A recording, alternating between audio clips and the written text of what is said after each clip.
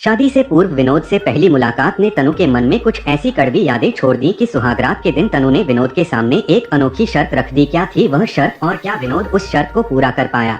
सुबह तनु जब विनोद के आगोश से खुद को छुड़ाकर बाहर निकली तो विनोद के प्रति उसके मन में बसी सारी भ्रांतियां भी इस प्यार की गर्माहट में पिघल चुकी थी और वह एक नई सुबह की किरणों की तरह नए जीवन के सपने बुनने लगी। वह यही सोच रही थी कि आखिर कैसे वह एक अनजाने से डर के कारण शादी के बाद भी पिछले 6 माह तक प्यार के इन सुनहरे लम्हों को नहीं जी पाई थी, क्योंकि सुहागरात के दिन ही उसने अपने पति विनोद को एक ऐसी शर्त में बांध दिया था और उसकी परीक्षा लेती रही। इस अनोखी शर्त में बंधकर दोनों इतने दिनों तक एक दूसरे का प्यार पाने के लिए तड़पते रहे। सुबह की बयार भी तनु के जहन में उमड़ रही लहरों को जैसे नई गति प्रदान कर रही थी और तनु की नैसर्गिक खूबसूरती में आज अजीब सी रौनक बढ़ाई थी, जो पिछले 6 महीने में पहली बार ही दिखाई दी। इन सुखद अनुभूतियों के साथ तनु उन कड़वी यादों के अतीत में खो गई जिनके कारण वह इतने दिनों तक एक घुटनभरी जिंदगी जीने को बाध्य हो गई थी। 2 बहनों और एक भाई में सबसे बड़ी तनु मम्मी पापा की सबसे दुलारी होने के कारण बचपन से ही उसे जो भाता वही करती। अपनी मस्ती भरी जिंदगी में कब उसने जवानी की दहलीज पर कदम रख दिया, उसे बिल्कुल पता ही नहीं चला। मजे से कट रही थी उसकी जिंदगी। आंखों का तारा जो थी वह अपने मम्मी पापा की, उसके मम्मी पापा उसे पलकों पर बिठा कर रखते। वह भी सब पर जान छिड़कती और उनके प्रति अपना हर फर्ज निभाती। हंसते खेलते जब उसने स्नातक की डिग्री अच्छे नंबरों से हासिल कर ली तो एक दिन मम्मी ने पूछा, आगे क्या करने का इरादा है बेटी? कुछ नहीं, बस यूं ही मस्ती करूंगी। मस्ती की बच्ची, मैं तो सोच रही हूँ कि तेरी शादी कर दूं। नहीं मम्मी, अभी नहीं। क्यों? अभी से ही मुझे अपने से दूर करने पर तुली हो? रुआसी सी सूरत बनाकर वह मम्मी की गोद में समा गई। तो फिर कर लो कोई नौकरी, नहीं तो पापा तुम्हारी शादी कर देंगे। उसके बालों को सहलाते हुए मम्मी बोली। नौकरी? ओके डन मम्मी, मैं आज से ही नौकरी की तैयारी करनी शुरू कर देती हूँ। डिग्री में अच्छे अंक तो हैं ही, थोड़ी तैयारी करने पर नौकरी मिल ही जाएगी। उसने चहक कर कहा। तो फिर ठीक है, पर अगर 6 महीने में नौकरी नहीं मिली तो मैं तुम्हारे पापा को मना नहीं कर पाऊंगी। मम्मी ने उसके गालों को थपथपाते हुए कहा और अपने कमरे में चली गई। मम्मी के जाते ही तनु सोच में पड़ गई कि अब इस समस्या से कैसे निपटे। अखबार में तो कई रिक्तियां प्रकाशित होती हैं, क्यों न किसी अच्छी नौकरी के लिए आवेदन कर दिया जाए।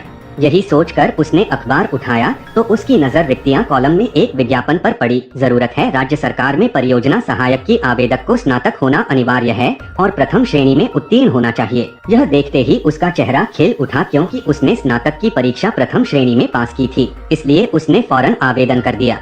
कुछ ही दिनों में साक्षात्कार का बुलावा आया और वह पापा के साथ साक्षात्कार देने पहुँच गयी। साक्षात्कार अच्छा हुआ और उसे उसके लखनऊ से दूर कानपुर में नौकरी की पेशकश की गई तो उसने फौरन स्वीकार कर लिया कि चलो कम से कम 1 से 2 साल शादी के झंझट से मुक्ति मिली। थोड़े ही दिनों में उसे नियुक्ति पत्र मिल गया और तमाम औपचारिकताएं पूरी करने के बाद उसने नौकरी ज्वाइन कर ली। अब शुरू हुआ एक ऐसा सिलसिला जिसमें सोमवार से शनिवार तक तो नौकरी में निकल जाते, फिर आती एक दिन की छुट्टी। इसलिए शनिवार आते ही तनु सारा काम जल्दी जल्दी निपटाकर दोपहर को ट्रेन पकड़कर शाम तक लखनऊ हाजिर हो जाती। फिर सोमवार की सुबह इंटरसिटी से कानपुर पहुंचकर सीधे ऑफिस। यही अब तनु की साप्ताहिक दिनचर्या बन गई थी। तनु अब अपने परिवार के साथ समय बिताना चाहती, पर व्यस्तता के कारण वह ऐसा कर नहीं पाती थी। इस तरह उसके जीवन में एक अजीब सा एकाकीपन, या यूं कहें कि एक खालीपन सा आ गया था जिसे वह चाह कर भी नहीं भर पा रही थी। दिखने में सुंदर व स्मार्ट होने के कारण ऑफिस में वह सबकी नजरों में चढ़ी रहती। एक दिन उसके एक वरिष्ठ सहयोगी राकेश जी ने उससे कहा, बेटी ऑफिस वाले तुम्हारे बारे में तरह तरह की गॉसिप करते हैं। अकेली लड़की के बारे में अक्सर ऐसी बातें तो होती ही रहती है। यदि तुम्हारी शादी हुई होती तो शायद लोग तुम्हारे बारे में ऐसी बातें न करते। तुम्हारी उम्र भी शादी की हो चुकी है। यदि हो सके तो जल्दी से शादी करके सबका मुंह बंद कर दो। राकेश जी की बात सुनकर वह दंग रह गई कि सामने मीठी मीठी बातें करने वाले उसके सहयोगी उसके बारे में कैसे गंदे ख्याल रखते हैं। पर वह नहीं चाहती थी कि अभी शादी के बंधन में बंधे, क्योंकि इसी से बचने के लिए ही तो वह इतनी कष्टपूर्ण जिंदगी जी रही है। पर आखिर होने को कौन टाल सकता है। समय ने करवट बदली और घर में भी शादी की चर्चा ने जोर पकड़ लिया। आखिरकार पापा ने लखनऊ में ही एक सरकारी अधिकार विनोद से उसकी शादी तय कर दी और उससे कहा कि वह चाहे तो उससे मिलकर अपनी पसंद बता दे। बुरी फंसी बेचारी, आखिरकार उसे हाँ करनी पड़ी और शादी की तारीख तय हो गई। मिलने मिलाने के सिलसिले के बाद जब शादी का दिन नजदीक आया तो 1 माह की छुट्टी लेकर वह अपने घर आ गई और शादी की तैयारियों में लग गई। घर में खुशी का माहौल था। घर की पहली शादी जो थी। भाई रोशन और बबली तो हमेशा भागते दौड़ते व्यस्त नजर आते थे। घर में जीजाजी आने वाले थे, इसलिए दोनों बहुत खुश थे। एक दिन तनु के मोबाइल पर विनोद का फोन आया। फोन उठाते ही विनोद की आवाज आई, जल्दी से तैयार हो जाओ तनु, तुम्हारे लिए साड़ियाँ और गहने खरीदने बाजार चलना है। तनु को एक झटका सा लगा, क्योंकि एक तो विनोद ने शादी तय होने के बाद से एक भी बार फोन नहीं किया और आज पहली बार फोन भी किया, वह भी ऐसे जैसे वह उसकी होने वाली पत्नी नहीं बल्कि आया हो और कपड़े व गहने खरीद कर वह उस पर कोई उपकार कर रहा है। उसे गुस्सा तो बहुत आया, परंतु उसने कुछ कहने के बजाय बस इतना ही कहा, ठीक है, मैं आधे घंटे में तैयार हो जाती हूँ। ठीक है, तुम तैयार होकर सहारागंज पहुँचो, मैं 1 घंटे में तुम्हें वहीं मिलूंगा। यह कहकर विनोद ने फोन काट दिया। जिस रूखेपन से विनोद ने फोन पर उससे बात की थी उसे बिल्कुल अच्छा नहीं लगा, पर वह कुछ कहने के बजाय जल्दी से तैयार हुई और ऑटो पकड़कर सहारागंज पहुँच गई। विनोद उसे वहीं मिल गया। अकेले में पहली मुलाकात, न कोई औपचारिकता और न ही कोई प्यार भरी बात। तनु को लगा कि विनोद सचमुच रोमांटिक व्यक्ति नहीं है और उसे उसकी पसंद नापसंद का बिल्कुल भी ख्याल नहीं है। यह सोचते हुए उसके मन में विनोद के प्रति कड़वाहट भर गई। उसने सोचा कि जब विनोद ऐसा है तो उसके परिवार वाले कैसे होंगे और वह उनके साथ कैसे सामंजस्य बिठा पाएगी। पर अब वह कर भी क्या सकती थी। शादी बिल्कुल करीब थी और वह घर में कोई हंगामा खड़ा नहीं करना चाहती थी। शादी धूमधाम से संपन्न हुई।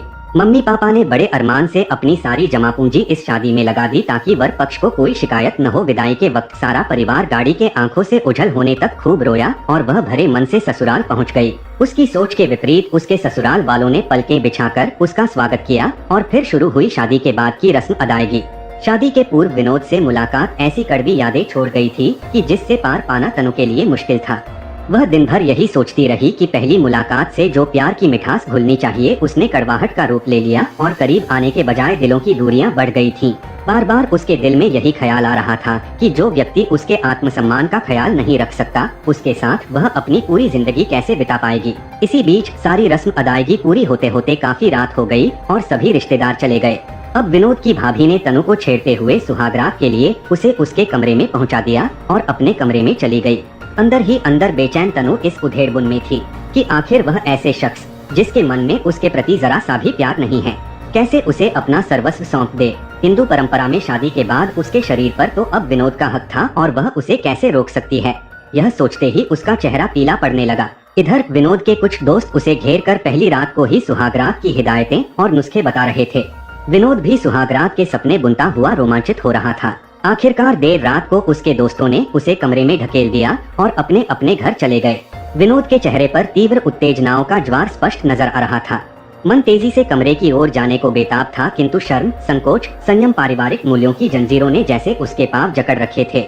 धीरे धीरे संकोचते हुए विनोद ने कमरे में प्रवेश किया और दरवाजा बंद कर बिस्तर की ओर बढ़ने लगा। तनु बिस्तर पर सिमटी सी सकुचाई सी बैठी थी, पर उसने मन ही मन एक दृढ़ फैसला कर लिया था। विनोद ने सबसे पहले तनु का घूंघट उठाया और उसका सुंदर चेहरा देखकर बोला, तनु, आज सचमुच तुम बिल्कुल चांद सी लग रही हो। आज से मैं तुम्हें तनु नहीं चंदा कहूँगा और तुम्हें संसार की सभी खुशियाँ देने का प्रयास करूँगा। आज से हम एक नई जिंदगी शुरू करने जा रहे हैं। बोलो, दोगी न मेरा साथ? विनोद के प्रति मन में कड़वाहट लिए तनु को जैसे कुछ सुनाई ही नहीं दिया। विनोद ढेर सारी बातें करता रहा, पर तनु यह सोचने में लगी रही कि आखिर वह विनोद को कैसे सब कुछ कह पाएगी। अचानक विनोद को शरारत सूझी और दोस्तों की सलाह के अनुसार उसने अपना हाथ तनु के कंधे पर रखा और फिर कंधे से नीचे सरकाना शुरू कर दिया। जैसे ही विनोद का हाथ नीचे आया, तनु उसका हाथ पकड़ते हुए बोली, रुको विनोद। यह सुनते ही विनोद को जैसे सांप सूंघ गया। उसने ऐसी कल्पना भी नहीं की थी कि सुहागरात के दिन उसे ऐसा सुनना पड़ेगा, परंतु धैर्य से काम लेते हुए उसने पूछा, क्या बात है चंदा? इतना सुनना था कि तनु शुरू हो गई। विनोद, शायद इसके लिए यह समय सही नहीं है, क्योंकि हम अभी तक एक दूसरे को अच्छी तरह से समझ नहीं पाए हैं और ऐसे में मैं अपने आप को तुम्हें सौंप नहीं सकती। आज मैंने एक फैसला लिया है कि हम 1 वर्ष तक जिस्मानी रिश्ता नहीं बनाएंगे। इस 1 वर्ष के दौरान मैं पूरी तरह से तुम्हें और तुम्हारे परिवार को समझने की कोशिश करूंगी और पूरे समर्पण के साथ तुम्हारे हर सुख दुख की साथी बनूंगी और तुम भी मेरे परिवार के सदस्यों के साथ घुलने मिलने का प्रयास करोगे। 1 साल बाद यदि हमारा विश्वास अटूट रहा तो फिर हम हमेशा के लिए एक हो जाएंगे, वरना शायद हमारे रास्ते अलग अलग भी हो सकते हैं। ऐसे में मैं अपना सर्वस्व तुम्हें सौंप कर पछतावे में नहीं रहना चाहती, जैसे कोई बदले की भावना से प्रेरित होकर बंदूक की सारी गोलियां दाग देता है और फिर एक लंबी सांस लेता है। ऐसे ही तनु एक ही सांस में सब कुछ विनोद को कह गई। तनु की बातें सुनकर विनोद को काटो तो खून नहीं। उसकी हालत ऐसी हो गई थी कि उसे न कुछ कहते बनता था न ही सुनते। उसने हाथ ऐसे हटाया मानो बिजली का झटका लग गया हो। उस समय उसने कुछ न बोलना ही बेहतर समझा और चुपचाप तकिया उठाकर सोफे पर सोने चला गया। अगले दिन सुबह जब दोनों कमरे से बाहर निकले तो विनोद की भाभी उन दोनों को छेड़ने लगी, पर दोनों ने बिल्कुल जाहिर नहीं होने दिया कि उनके बीच ऐसा कुछ भी नहीं हुआ। तनु इन सब बातों को भूलते हुए घर के काम में लग गई और धीरे धीरे वह परिवार के सारे सदस्यों से घुल मिल गई और उस घर को अपना बना लिया, परंतु विनोद के प्रति उसके मन में कड़वाहट वैसी ही बनी रही। दिन में तो सब कुछ ठीक चलता, परंतु रात में न सिर्फ उनके बिस्तरों के बीच बल्कि उनके दिलों के बीच की दूरियां भी साफ नजर आती। विनोद ने भी अपने ऑफिस से छुट्टी ले ली थी, इसलिए वह दिन भर घर में ही रहता और बच्चों के साथ खेलता रहता। खेल की आड़ में ही वह कभी भी तनु के शरीर से छेड़खानी भी कर देता। हालांकि विनोद के छूते ही उसके शरीर में करंट सा दौड़ जाता, पर वह चाह कर भी कुछ बोल नहीं पाती। इसी बीच तनु कई बार अपने मायके भी गई और विनोद की भी साथ ले गई। विनोद उसे वहाँ छोड़ आता, पर वहाँ ज्यादा देर रुकता नहीं था। वह रोशन व बबली से भी ज्यादा बातें नहीं करता था, बस गंभीर बना रहता था। यहाँ तक कि मम्मी पापा के साथ भी वह औपचारिक ही बना रहता। 1 से 2 दिन रहने के बाद विनोद आकर उसे वापस ले आता। विनोद का यह व्यवहार भी तनु को पसंद नहीं आया और उसके मन में विनोद के प्रति कड़वाहट और बढ़ती चली गई। इसी बीच छुट्टियां बीत जाने के बाद तनु ने फिर से ऑफिस ज्वाइन कर लिया। सभी सहकर्मियों ने उसे बधाई दी, पर तनु उन्हें क्या कहती। बस मन से उसने ऑफिस का काम शुरू कर दिया। दिन तो ऑफिस में बीत जाता, पर रात आते ही तनु के मन में कई तरह के द्वंद्व शुरू हो जाते कि कहीं उसने शादी करके कोई गलती तो नहीं कर दी। क्या उसे अब इस रिश्ते से मुक्ति ले लेनी चाहिए, जिस रिश्ते में उसके पति का उसमें या उसके परिवार के प्रति कोई झुकाव न हो। वह अपने आप से लड़ती रहती, पर वह अपना गम सुनाए तो किसे। जब उसके दोस्त उसकी सुहागरात के बारे में तरह तरह की बातें पूछते और उसे छेड़ते तो तनु बनावटी कहानियां सुनाकर सबको शांत कर देती।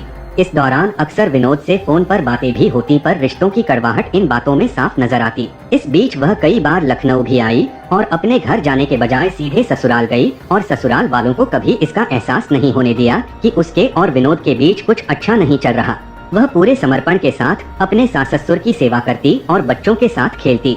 घर के सारे लोग उसके व्यवहार से काफी प्रसन्न थे, पर रात को विनोद के कमरे में आते ही कमरे में शांति छा जाती। विनोद ने भी कभी उसे छूने या उसके बिस्तर पर साथ सोने के लिए जबरदस्ती नहीं की। तनु हमेशा यही सोचती रहती कि जिस तरह से उसने विनोद के परिवार को अपना लिया है, उसी तरह से विनोद भी उसके परिवार को अपना ले और उनके हर सुख दुख में शामिल हो। यही सोचकर उसने विनोद की पसंद नापसंद का पता लगाकर उसके अनुरूप खुद को ढालना शुरू कर दिया। जब उसे पता चला कि विनोद को डांस एवं म्यूजिक बहुत पसंद है, तो उसने ऑफिस के बाद एक डांस एवं म्यूजिक क्लास ज्वाइन कर ली, ताकि वह किसी मौके पर उसे सरप्राइज दे सके। और जल्दी ही वह मौका आ गया। विनोद के चाचा के लड़के की शादी में वह गई और उसने बच्चों के साथ मिलकर खूब डांस व मस्ती की। विनोद को यह सब काफी अच्छा लगा, पर वह हमेशा यही सोचता रहता कि आखिर तनु ने उसके साथ ऐसा क्यों किया। विनोद का जन्मदिन भी करीब आ रहा था और तनु उसके लिए एक और सरप्राइज की योजना बना चुकी थी, ताकि वह विनोद को सरप्राइज दे सके। अपनी योजना के अनुसार जन्मदिन के दिन उसने पहले से ही घर के सारे सदस्यों को लखनऊ के एक रेस्तरां में भेज दिया। विनोद यही सोच रहा था कि तनु ने आज उसे जन्मदिन की बधाई तक नहीं दी। हर साल घर में भी सभी को उसका जन्मदिन याद रहता है, पर आज सब बिना बताए अचानक चले कहाँ गए। तभी तनु ने विनोद से कहा, विनोद, मेरी सहेली रिया ने मुझे बुलाया है, क्या तुम मुझे उसके घर छोड़ दोगे? क्यों नहीं, चलो। बिना कुछ पूछे विनोद तनु को बाइक पर बैठाकर चल दिया। रेस्तरां आते ही तनु ने विनोद से कहा कि चलो रेस्तरां में कॉफी पीते हैं, यहाँ की कॉफी बड़ी टेस्टी होती है। जब विनोद और तनु कॉफी का ऑर्डर देकर इंतजार कर रहे थे, तभी पीछे से सारे बच्चों ने शोर मचाते हुए विनोद को घेर लिया और जोर जोर से चिल्लाने लगे, happy birthday to you Vinod चाचा। अब विनोद को समझ आया कि इस तूफान के पूर्व शांति का कारण यह था। अब तक सारा परिवार इकट्ठा हो चुका था, सबने खूब एंजॉय किया। विनोद काफी खुश था। इस घटना से उसके मन में तनु के प्रति प्रेम और बढ़ गया, पर वह यह सोचने लगा कि वह कैसे तनु को खुश करे ताकि उसके मन का द्वेष मिटे और दोनों एक खुशहाल जीवन जी सकें। इस तरह शादी के 6 माह बीत गए, पर तनु अब तक उसके करीब नहीं आई। तनु का जन्मदिन करीब था। विनोद ने भी सोचा कि वह तनु के जन्मदिन पर कानपुर जाकर उसके जन्मदिन को धूमधाम से मनाएगा। यही सोचकर वह बिन बताए जन्मदिन के दिन सुबह ही तनु के घर पहुंच गया और उसे जन्मदिन की शुभकामनाएं दी और बोला, आज छुट्टी ले लो तनु, हम लोग कहीं घूमने चलते हैं। जवाब में तनु ने कहा, नहीं विनोद, ऑफिस में काफी काम है और मैं पहले से बताकर भी नहीं आई हूँ, इसलिए ऑफिस तो जाना ही पड़ेगा, पर मैं कोशिश करूंगी कि दोपहर तक सारा काम निपटा कर आधे दिन की छुट्टी ले लूं। अचानक विनोद के कानपुर आ जाने से तनु अचंभित थी और ऑफिस में यही सोचती रही कि कहीं यह विनोद की कोई चाल तो नहीं, क्योंकि वह तो यहाँ अकेले रहती है, इसलिए शायद वह इसका फायदा उठाना चाहता हो। फिर भी अपने वादे के अनुसार वह दोपहर को छुट्टी लेकर घर आ गई और तैयार होकर विनोद के साथ निकल गई। विनोद ने दिन भर घूमने व शाम को डिनर करने के बाद लखनऊ लौटने के बारे में कहा तो तनु ने फौरन हाँ कर दी और खुश होते हुए मन ही मन कहा, चलो अच्छा हुआ, आज तो बच गई मैं। थोड़े ही दिन में सर्दियाँ शुरू हो गई और रात को स्कूटी चलाने के कारण तनु को ठंड लगने से वायरल फीवर हो गया। जब उसने विनोद को इस बारे में बताया तो वह फौरन कानपुर पहुंचकर तनु को बड़े प्यार से घर ले आया और तुरंत डॉक्टर के पास ले गया। उसके चेहरे की घबराहट तनु साफ साफ पढ़ सकती थी। उसे यह एहसास हुआ कि विनोद को उसकी चिंता है। उसने अपने दफ्तर से छुट्टी ले ली और दिन भर तनु के पास ही बैठा रहता और रात को जब सब चले जाते तो वह जाकर सोफे पर सो जाता। विनोद की प्यार भरी देखभाल से तनु जल्दी ठीक हो गई और कानपुर जाने के लिए तैयार हो गई तो विनोद ने कहा, अभी नहीं, तुम काफी कमजोर हो गई हो, इसलिए थोड़े दिन आराम कर लो फिर चली जाना। इस प्यार भरे अनुरोध को वह टाल नहीं सकी। अगले ही दिन विनोद उसे मम्मी पापा से मिलाने ले गया। इस दौरान तनु ने महसूस किया कि विनोद बबली और रोशन के साथ काफी घुल मिल गया है और उनके साथ काफी हंसी मजाक कर रहा है। दूसरी ओर इस बार मम्मी पापा के साथ भी उसका व्यवहार प्रेम भरा था। तनु विनोद के चेहरे पर यह परिवर्तन साफ देख पा रही थी, परंतु उसने सोचा कि अभी तो सिर्फ 6 माह ही बीते हैं, अभी तो वह पूरे 6 माह विनोद को परखेगी, तभी उसे सच्चे मन से अपनाएगी। 2 दिन वहाँ रुकने के बाद विनोद रात को तनु को लेकर अपने घर लौट आया। कड़ाके की सर्दी में बाइक चलाने के कारण विनोद को सर्दी लग गई, पर उसने तनु को कुछ नहीं बताया और सोफे पर सोने चला गया। तनु विनोद में आए परिवर्तन को लेकर काफी खुश थी और सुनहरे दिनों के सपने बुनते हुए पता नहीं कब उसकी आंख लग गई। रात को जोर जोर से कराहने की आवाज सुनकर उसकी आंख खुली तो उसने देखा कि विनोद ठंड से कंपकंपाते हुए सिकुड़कर सोफे पर सोया है। यह देखते ही वह घबराकर उठी और विनोद के पास जाकर उसे रजाई ओढ़ाकर बिस्तर पर लाने लगी तो विनोद ने कहा कि नहीं, मैं यहीं ठीक हूँ, सुबह तक ठीक हो जाऊंगा। तनु ने जबरदस्ती विनोद को बिस्तर पर लाकर लिटा दिया और तेजी से उसके पैर सहलाने लगी। पैर सहलाने से भी जब उसके शरीर की कंपन कम नहीं हुई तो वह बिना सोचे समझे विनोद के सीने से लिपट गई और उसे जोर से जकड़ लिया। अचानक मिली नारी देह की गर्मी से विनोद के शरीर की कंपन ठीक हो गई। आराम मिलते ही उसने तनु से अलग होने के लिए उसकी पकड़ ढीली करने को कहा तो तनु ने अपनी पकड़ और मजबूत करते हुए उसे जोर से जकड़ लिया और बोली, बस विनोद, तुम्हारे धैर्य का इम्तिहान अब खत्म हुआ, ऐसे ही पड़े रहो बस। अब तक विनोद को आराम मिल चुका था। वह भावुक होते हुए बोला, तनु, बचपन से ही मैं संकोची स्वभाव का हूँ, मुझे कभी लड़कियों से बातें या दोस्ती करने का मौका ही नहीं मिला, इसलिए मैं कभी समझ ही नहीं पाया कि रिश्ते कैसे निभाए जाते हैं। यही कारण है कि मैं तुमसे और तुम्हारे परिवार के सदस्यों से ज्यादा घुल मिल नहीं पाया, परंतु जब तुमने मेरे परिवार को अपना बनाने में कोई कसर नहीं छोड़ी और मेरी हर पसंद नापसंद का ख्याल रखा तो मैंने सोचा कि जब तुम मेरे लिए इतना बदल सकती हो तो मैं तुम्हारे लिए क्यों नहीं बदल सकता। यही सोचकर मैंने अपने आप में बदलाव लाना शुरू कर दिया है। बचपन से मैंने सदैव ही आगे रहते हुए सभी कार्य किए थे और आगे रहने की इसी होड़ के चलते मुझे किसी की भावनाओं को समझने का मौका नहीं मिला और इसलिए तुम्हारे जज्बातों को न समझने की भूल कर बैठा। वैसे तनु, मैं तुम्हें कभी इग्नोर करना नहीं चाहता था। विनोद के स्वर में एक पश्चाताप मिश्रित दुख का भाव था जिसे तनु ने बखूबी पढ़ लिया। फिर वह तनु की आंखों में झांकते हुए बोला, तनु, अभी कम से कम 6 महीने और तुम्हें मुझसे कोई खतरा नहीं है। उसकी बातें सुनकर तनु अपनी आंखों में शरारत लिए विनोद के गालों को चूमते हुए बोली, तनु नहीं, चंदा, तभी तो आपकी चंदा कह रही है कि आपने अपना इम्तिहान वक्त से पहले ही डिस्ट्रक्शन के साथ पास कर लिया है और इनाम के हकदार बन गए हैं। सच कहूँ विनोद, तनु ने सकुचाते हुए कहा, मुझे भी तुम्हारे शादी के पहले के इग्नोरेंस की अपेक्षा बाद की दूरी बहुत खली। पिछले 6 महीने में हर रात मैंने भी एक परीक्षा दी है। हर रात एक ही प्रश्न ने मेरी नींद उड़ा दी थी। कौन सा प्रश्न, चंदा? विनोद के चेहरे पर प्रश्न मिश्रित आश्चर्य के भाव थे। तनु ने कहा, यही कि मैंने जो अनोखी शर्त रखी है वह सही है या गलत। यह कहकर विनोद की चंदा विनोद से लिपट गई। अब उनके जीवन में एक नई सुबह की शुरुआत हो चुकी है और अनोखी शर्त अब जीवन के अनोखे आनंद में जैसे खोसी गई थी। तो दोस्तों, आशा करता हूँ कि ये कहानी आप लोगों को अच्छी लगी होगी, तो इसे लाइक करें और हमारे चैनल को सब्सक्राइब करें। धन्यवाद।